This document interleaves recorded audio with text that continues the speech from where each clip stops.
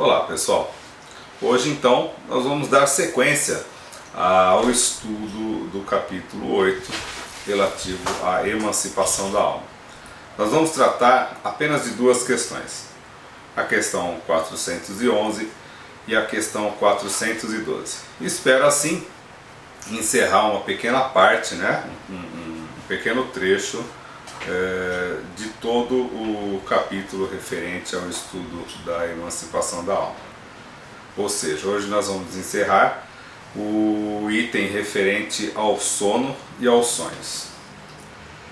Então, na questão 411, nós temos a seguinte pergunta: estando desprendido da matéria e atuando como espírito, sabe o espírito encarnado qual será a época da sua morte?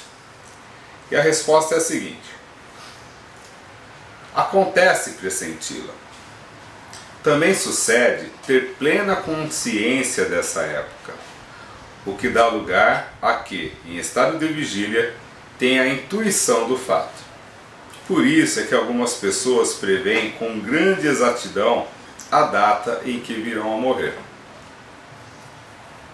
Eu não cheguei a fazer uma pesquisa histórica com relação a isso.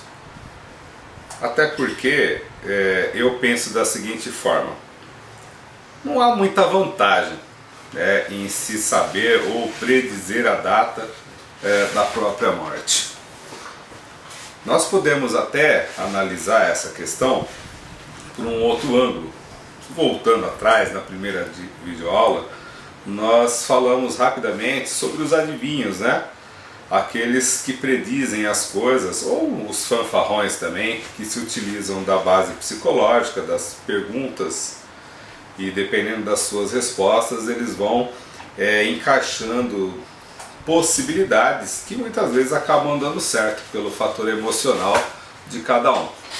Mas o que eu queria deixar bem claro aqui é que, vez ou outra, é claro, é nos permitido acessar determinados fatos, sejam eles futuros, sejam eles do passado. Nesse caso, nós poderemos levantar algumas questões. Quem de nós tem evolução espiritual para lidar com essa notícia, com essa informação? Quem de nós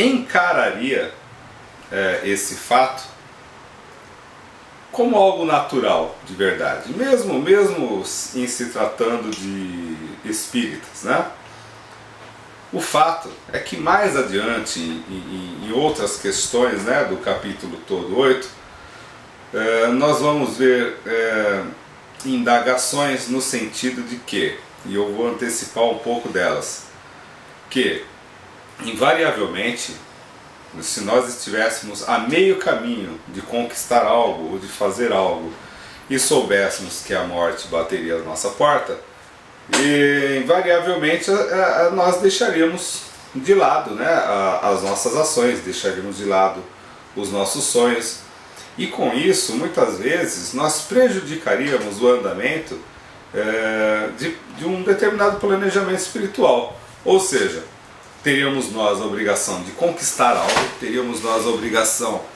de preparar o caminho para outra pessoa, e pela revolta ou pela insensibilidade do fato em questão, que é a morte, deixaremos de lado então a produção do nosso trabalho.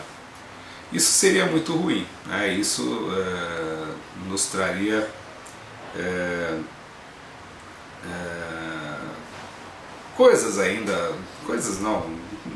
nos traria responsabilidades maiores para o futuro. O que nós não podemos esquecer é que, deixando de fazer determinadas coisas, nós estamos deixando de dar continuidade ao nosso próprio planejamento. Isso é uma coisa que a gente não pode perder de foco. Algumas vezes pode ocorrer de outra pessoa ter essa sensibilidade de pressentir, de prever. Isso pode ser, em alguns casos, para que nos sirva de alerta sobre algo. O Hermínio C. Miranda, ele trata no seu livro Diversidade de Carismas os mais variados pontos relativos ao desdobramento, à emancipação da alma. E um desses pontos é exatamente isso, onde o médium, né, que é escolhido para os estudos, ele conta que em determinado momento teve um pressentimento sobre um acidente de amigos, se eu não me engano eles vieram a desencarnar, e do qual ela estaria presente na viagem. O que acabou acontecendo, me parece, é que ela não teve problemas com esse acidente. A questão é, como intermediário, como médium, seria obrigação dela avisar? Seria só um alerta, né, para que ela não desistisse da viagem ou ficasse com medo? Porque afinal de contas não era uma certeza que aquilo realmente iria acontecer. Mas também são possibilidades relativas à questão da emancipação do espírito. Nós podemos atrelar também essa questão 411 a duas outras anteriores, né? A questão 402 e a questão 404, entre outras já analisadas, sobre a possibilidade de saber o futuro. Mas, na realidade, quanto a isso, seria bom que cada um de nós, nesse momento, ou assistisse novamente à videoaula 2, ou recorresse ao livro dos Espíritos e tratasse de reler os assuntos. Eu acho que seria muito mais produtivo. Nós também podemos encontrar questionamentos mais próximos, né, ou parecidos, não talvez exatamente com relação à emancipação da alma, ao desdobramento espiritual, mais relativos às perguntas, né, que se podem fazer aos espíritos. Isso nós podemos abordar mais adiante no livro dos médiuns. Mas vamos seguir. Se a gente voltar um pouquinho no livro dos médiuns, nós vamos ver na questão 289, em perguntas que se podem, perguntas sobre o futuro. No item 7 está escrito assim: podem os espíritos dar-nos a conhecer o futuro? E a resposta é a seguinte: se o homem conhecesse o futuro, descuidar-se-ia do presente. Eu acabei de falar, né? Talvez o conhecer o futuro, e principalmente a sua morte, o daria motivo para descuidar-se do presente. Vamos imaginar que todo mundo que adoecesse, por menor que fosse essa doença, porque às vezes as pessoas adoecem e parece ser algo tão corriqueiro e ela acaba morrendo. Vamos imaginar que ao estarmos doentes, todos nós tivéssemos a certeza que iríamos desencarnar, iríamos morrer. Para que a luta? Né? Para que o avanço da medicina? Para que a biotecnologia? Para que serviria tudo isso? Se ao ter ciência da nossa morte, não há necessidade de cuidados, não há necessidade de buscar uma melhora.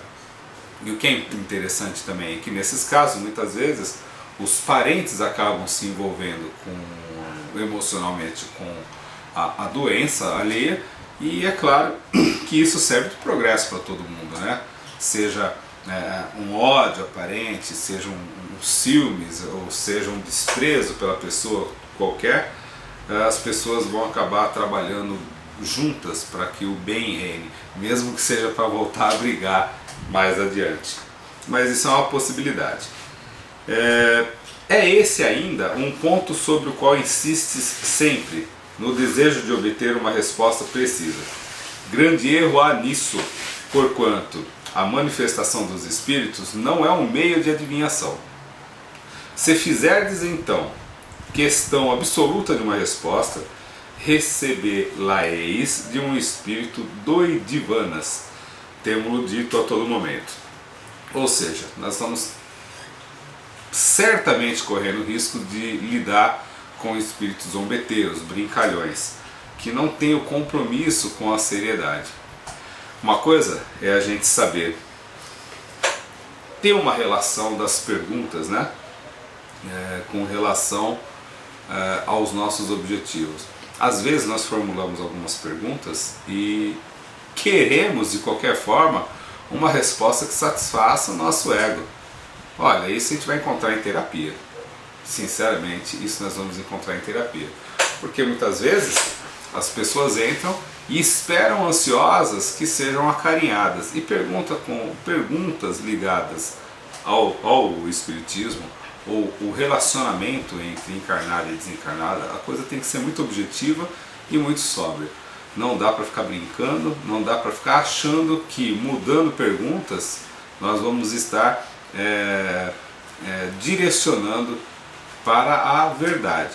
Kardec fazia isso, ele fazia muitas perguntas e modificava as perguntas, e eu tenho certeza que ele descartou muitas que tinham mais o interesse de enganá-lo, de desviá-lo do assunto, do que o cumprimento da verdade. Mas não é errado também não, você formular várias questões, você pode formular, você pode até insistir em algum ponto esperando uma resposta objetiva e que satisfaça a tua necessidade. Mas há a necessidade de ter uma razão e uma reflexão muito grande sobre aquilo, para que não se caia numa obsessão, numa fascinação sobre as próprias conquistas. Então, nós vamos encontrar isso, no livro dos médiuns, na questão 289, perdão. Nós temos uma dica aqui que fala sobre o conhecimento do futuro no Livro dos Espíritos, que é a questão 868. Vejam bem, nós, ao pensarmos na questão 868, nós damos um salto muito grande da questão 402 em diante. Mas nós vamos abordar isso. Ainda, se nós observarmos lá na frente, que a gente pode dar uma pesquisada a respeito disso, nós temos a questão 869 e 870. As principais questões tratadas ali são revelação do futuro em casos excepcionais. E aqui podemos atrelar a questão 290 do Livro dos Médiuns, E as existências passadas e vindouras do Livro dos Médiuns, onde é permitido obter respostas, se for para o nosso crescimento. Observem bem, nesse caso da questão 290, nós estamos lidando com o médium, com a pesquisa, com a pergunta. Ou seja, nós estamos perguntando ao médium sobre algo que nós queremos entender ou saber. Isso é muito importante a gente ter em mente. São dois assuntos que quase se entrelaçam, e com o desenvolvimento do nosso conhecimento nós vamos passar a entendê-lo com uma clareza muito grande.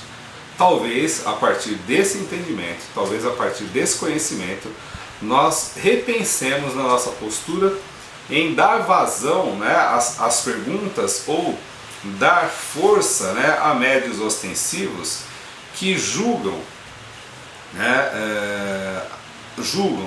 que a sua mediunidade, mesmo sendo ele um intermediário, possa ser infalível. Isso é um grande erro. Então, quando nós trabalhamos com mediunidade, seja ela com perguntas ou quando nós trabalhamos com o fator anímico da emancipação da alma, em todos os pontos de relação nós vamos estar, ou devemos ter que estar, muito atentos às questões do engodo, da enganação. E é por isso que nós não podemos nos dar ao luxo, ao privilégio de trabalhar sozinhos. Por exemplo, ao trabalhar com relações anímicas, eu costumo trabalhar sempre com pessoas ao meu lado, com médiuns ao meu lado. De forma que, em algum momento onde eu perco o time da conversa, onde me passe algo batido do qual eu não tenha valorizado, as percepções mediúnicas do grupo podem me ajudar de forma a voltar atrás, e retomar o ponto exato de onde o espírito, em algum momento de intromissão, possa estar tentando desviar a minha atenção, me enganar de alguma forma, para que eu também acabe não direcionando as pessoas de uma maneira necessária. Eu falo necessária porque o correto ele é abstrato, né? Quem é correto, afinal de contas? Então nós temos aqui que nós vamos tratar da revelação do futuro em casos excepcionais, né? E isso é muito importante. Por que são excepcionais?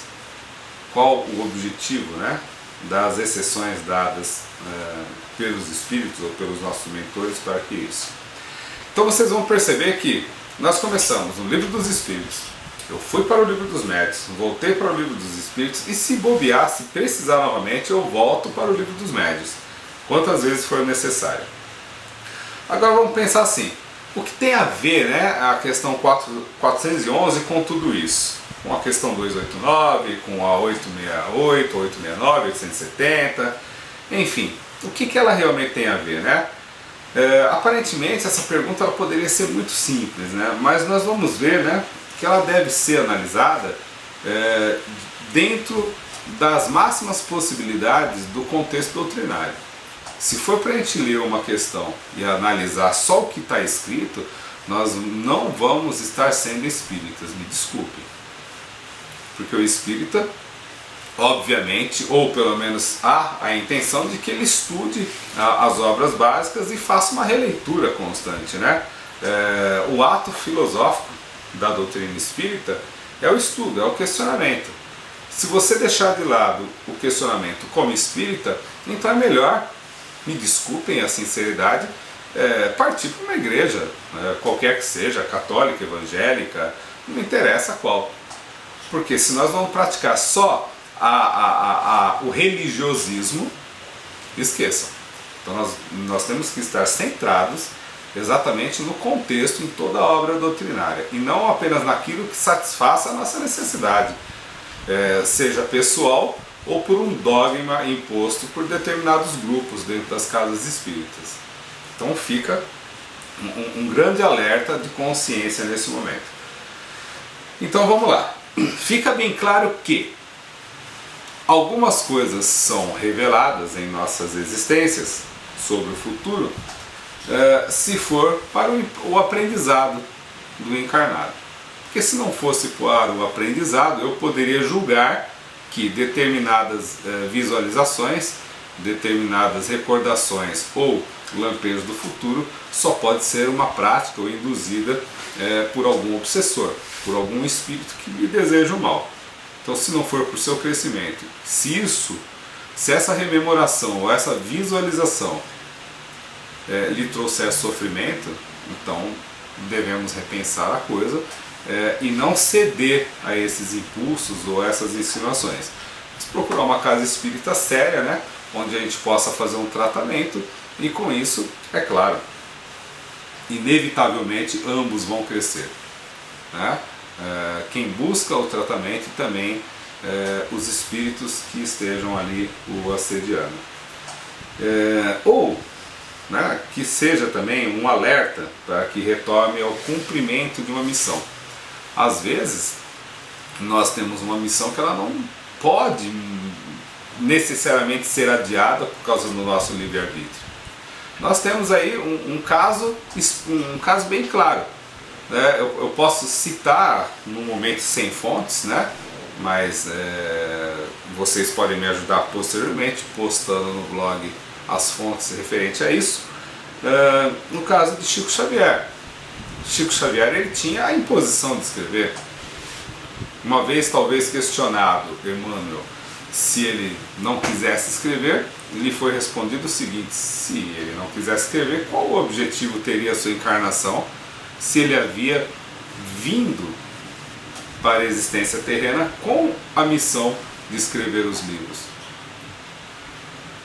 Ou seja, há missões que o nosso livre-arbítrio ele realmente não vai influenciar em nada. Se nós não concluirmos, né, nós também não temos o porquê de viver aleatoriamente. Há essa possibilidade? Sim, há, é claro. Mas desde que essa possibilidade, né, de abandonarmos, abortarmos uma missão, não vai influenciar nas pessoas à nossa volta, ou no cumprimento maior de algo referente ao planejamento espiritual de um país, de um grupo ou de uma doutrina que seja. E nesse caso citado, com certeza. Mesmo eu não gostando muito das obras de Chico Xavier e de Emmanuel, eu sou obrigado a concordar que de alguma forma ela influenciou ao crescimento da ideia sobre o que é a doutrina espírita dentro do Brasil. Agora cabe a todos estudá-las, né? Estudando-as, é claro, nós vamos encontrar coisas boas e coisas que talvez não façam muito sentido. Mas vamos dar sequência aqui. Tudo, como eu sempre falo, são possibilidades. Na questão 412, nós temos o seguinte: pode a atividade do espírito, durante o repouso ou sono corporal, fatigar o corpo? Ou seja, as nossas atividades espirituais em estado de emancipação podem causar algum tipo de fadiga ao corpo? Eu falo, antes de ler, com todas as dúvidas, sem sombra de dúvidas, que sim, é óbvio que há fadiga e até por experiência pessoal. Mas vamos às respostas e ao cruzamento de outras questões. A resposta é a seguinte: pode, pois o espírito se acha preso ao corpo com um balão cativo ao poste. Assim como as sacudiduras do balão abalam o poste, a atividade do espírito reage sobre o corpo e pode fadigá-lo. O balão faz uma referência, faz uma alusão ao espírito, né, que está preso ao poste, ao corpo. Conforme as atividades intensas no plano espiritual, vai haver um desgaste muito grande de energia fluídica que produzimos no nosso corpo, e havendo esse desgaste, é claro que o nosso corpo vai se ressentir.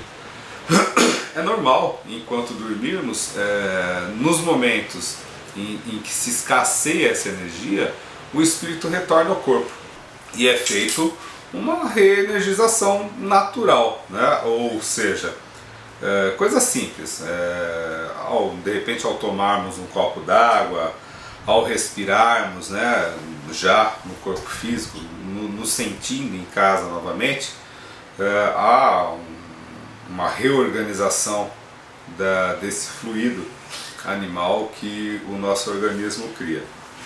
Então, isso é um fato. Vocês podem perceber que em alguns momentos em que ocorre o desdobramento, ou como queiram chamar, a emancipação da alma, a projeção astral, vocês podem perceber que, de acordo com a atividade no plano espiritual, se ela for intensa, principalmente se estiver ocorrendo uma atividade de socorro espiritual, ou se estiver ocorrendo um ataque espiritual, um ataque extrafísico por parte de obsessores ou espíritos que não desejam a nossa presença em determinados locais, o nosso espírito vai reagir com as ferramentas que nós possuímos, e essa reação pode gerar um embate no local. Esse embate vai atingir quem? O nosso corpo físico, né? Que está ali num estado de repouso. Ocorrendo isso, baixando as nossas energias, né? Ocorre que nós podemos sim voltar ao corpo, porque começa a dar indicativos no nosso perispírito já do cansaço, da fadiga, né? Isso pode ocorrer também com um processo de autodefesa, né? Onde o nosso espírito, se ressentindo de que algo possa acontecer ao nosso corpo, há o retorno quase que imediatamente. Então nós temos que, sim, é possível a fadiga do organismo físico. Mas, claro, tudo vai depender também de um estado mental, o que vai ser feito no plano espiritual, qual o objetivo, enfim. Ao final, no resumo teórico, né, sobre o sonambulismo, êxtase e a dupla vista, Kardec ele dá uma explanação bem ampla sobre essa questão, mas eu tirei um pedacinho do final do nosso estudo para a gente ir pensando. Ele fala o seguinte, que essa separação parcial da alma e do corpo constitui um estado anormal, suscetível de duração mais ou menos longa, porém não indefinida. Daí a fadiga que o corpo experimenta após certo tempo, mormente quando aquela se entrega a um trabalho ativo. Aqui, se não me falha a memória, ele estava falando sobre o êxtase, né, especificamente. Mas quando a gente fala em emancipação, e aí a emancipação ela é o todo, né, do estudo e não apenas as partes, eu acho que a gente pode trazer esse fragmento para reflexão. Então nós vamos ver que não é uma condição indefinida, ela tem um tempo determinado sim de utilização. Nós não saímos do corpo durante a noite, não adquirimos a liberdade ou a ampliação das nossas faculdades com tempo indeterminado. Vai haver sempre sim a questão do desgaste e do cansaço, forçando-nos a retornar ao corpo físico.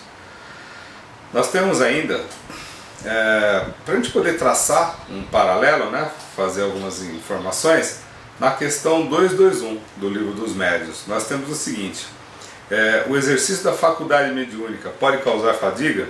E a resposta ela é clara também, né? O exercício muito prolongado de qualquer faculdade acarreta fadiga. A mediunidade está no mesmo caso, principalmente a que se aplica aos efeitos físicos. Ela necessariamente ocasiona um dispêndio de fluido, né, que traz a fadiga, mas se repara pelo repouso. No caso do efeito físico, um repouso talvez maior, uma alimentação. No caso dos momentos de emancipação durante o sono físico, eu acredito que esse repouso, ou até mesmo um retorno rápido, já seja um momento amplo para que a gente possa restabelecer as energias. Então nós temos isso na questão 221 do Livro dos Médiuns. O exercício muito prolongado de qualquer faculdade. Nós não estamos falando de mediunidade propriamente dito. E a resposta deixa isso muito claro. Nós temos também em evocação de pessoas vivas, né, no Livro dos Médiuns. Isso dá para a gente pensar muito a respeito. No item 55A, nós temos o seguinte: durante a evocação de uma pessoa viva, seu corpo, embora ausente, experimenta fadiga por efeito do trabalho que se entrega a seu espírito? Ora, ao evocar uma pessoa viva, o seu espírito é liberado do corpo, né, em estado de sono, e vai ter com as pessoas que a evocaram. É claro que isso vai gerar uma fadiga, vai gerar um desgaste, principalmente quando esse espírito é evocado contrariado, né, de forma que ele não deseja estar naquele local. A resposta de um espírito a Kardec foi assim: meu espírito é como um balão cativo preso a um poste, meu corpo é o poste que as oscilações do balão sacodem. Nós vamos chamar a atenção aqui para um seguinte aspecto: se você sofre um ataque espiritual no momento de emancipação, é como se você estivesse recebendo pancadas. Essas pancadas elas vão refletir diretamente no corpo físico. Talvez não com a mesma intensidade daqueles momentos no plano espiritual, mas você vai acordar se ressentindo da violência desse caso. Enfim, eu posso dar um exemplo aqui rapidamente, que foi até propício para a nossa conversa de hoje. Essa noite em especial, eu estive em desdobramento, o espírito emancipado, visitando um local do qual eu tenho a recordação de já ter estado em visita ali pelo menos umas 4 ou 5 vezes. O que eu percebi durante todo esse tempo analisando a emancipação da alma é que muitas vezes os nossos mentores nos levam a fazer um reconhecimento do local, fazer um reconhecimento de uma tarefa, principalmente quando se trata de socorro e desobsessão. Os reconhecimentos normalmente são tranquilos. O espírito vai até o local, observa, há uma proteção, é claro, não há um assédio, não há um ataque extrafísico, e nós retornamos. Eu acredito que se julga o momento ideal, talvez até pelo nosso equilíbrio. E essa noite eu percebi o seguinte: voltei a um determinado local, já conhecido, em desdobramento, refizemos mentalmente um traçado, um planejamento do que seria feito, e no momento em que foi determinado a ação que seria executada, eu perdi a consciência do que estava acontecendo. Eu me lembro que acordei num estado de fadiga muito grande, um cansaço muito grande, né? Respiração ofegante, muito cansado e desnorteado. Sinceramente eu não sabia nem para onde eu estava indo naquele momento. Levantei-me, tomei água, respirei profundamente, voltei a dormir. Voltamos para o mesmo local. Entramos no sítio, nas paragens necessárias, respirei profundamente, senti o local, perdi novamente a consciência. Passaram-se alguns momentos, eu me recordo de ter acordado novamente e novamente o mesmo estado de cansaço. Mas não era um estado de medo, não era um estado muito alterado emocional, era apenas cansaço mesmo, ofegante, como se eu tivesse corrido ou feito um esforço físico muito grande. Novamente levantei, tomei água, respirei, dei uma pausa, voltei a dormir. Isso aconteceram mais 3 vezes durante a madrugada. O que ocorreu do outro lado? Não sei. Mas eu imagino que após ter visitado, ter sido feito um reconhecimento do local pelo menos umas 5 vezes anteriores, talvez ontem ou essa noite tenha sido o momento decisivo, né, para se destrinchar algo. O fato é que em todas as ações espirituais as coisas não ocorrem de supetão. Muito dificilmente os nossos mentores nos levarão a locais no impacto de se fazer algo se aquilo já não estivesse sendo planejado a um determinado tempo. Quando eu falo determinado tempo, eu estou falando talvez em meses, em anos, até o médium, né, até o ser espiritual que somos, estar preparado para poder auxiliar. Enfim, hoje nós encerramos o item, o sono e os sonhos. Na próxima etapa, nós vamos estar abordando as questões das visitas espíritas entre pessoas vivas. Aguardem, eu espero não demorar tanto para lançar a próxima videoaula, a 4ª videoaula, e aproveitem ao máximo essa 3ª. Eu espero poder ter esclarecido alguns pontos necessários sobre as questões de se reconhecer o futuro e a fadiga. E, é claro, repito novamente, caso tenha alguma dúvida, alguma pergunta ou algo a acrescentar, porque eu posso, é claro, ter deixado passar alguma coisa, entre em contato, deixem o seu recado no blog, vamos conversar e quem sabe a gente retoma e amplia o ponto do qual vocês enxergaram uma necessidade e uma atenção especial. Fiquem em paz e até a próxima videoaula, dando sequência nos nossos estudos.